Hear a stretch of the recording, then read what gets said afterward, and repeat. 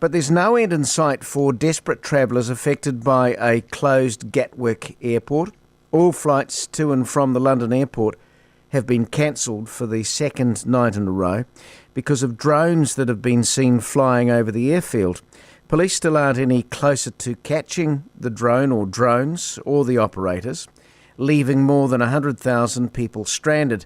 Oleg Vornik is the CEO of an Australian company called Drone Shield. And he says with his technology, this whole drama wouldn't have happened. And Oleg Vornik joins us from Asia. Oleg, thank you very much for your time. Appreciate it. Good afternoon. Sorry. So the situation at Gatwick Airport, do you believe that this was just a matter of time?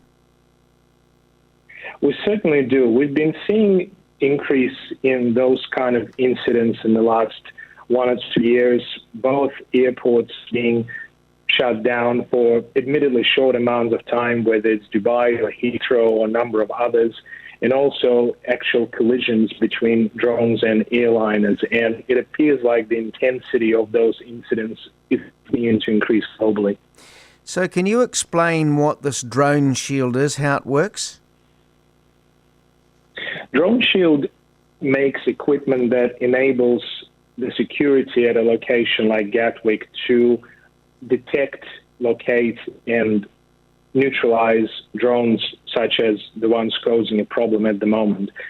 We have detection sensors that identify the radio frequency handshake between the drone and the controller and enable to precisely pinpoint the location of the drone and track it on an interface, much like Google Maps. They're completely passive, so they do not interfere with airport radars or other equipment, and have a long detection range of up to 5 kilometers. And also they can be used in a network, creating quite a large area where you can detect such a drone coming in. Those detection sensors can be paired with disruptors, so that is effectively sending strong radio frequency signal on same frequencies that those drones use, which are different frequencies to what other equipment in the airport uses, or for that matter, cellular phones or emergency broadcasts. So again, they're very surgical kind of disruptors which do not impact other equipment, but what they do is they result in the drone getting disoriented and either landing itself safely on the ground or flying back to where it came from, which has an added benefit of identifying the pilot. What about concerns that this could interfere with communications between the airport tower pilots, those sorts of issues? Those tend to be on different frequency channels to what drones use themselves, as those tend to be specialized frequencies as opposed to what drones use, which are more generic kind of frequency that your electronic toys would use. As I understand it, British laws don't allow your technology because it relies on using the same radio frequencies the drones use to detect and disable them. Is that correct?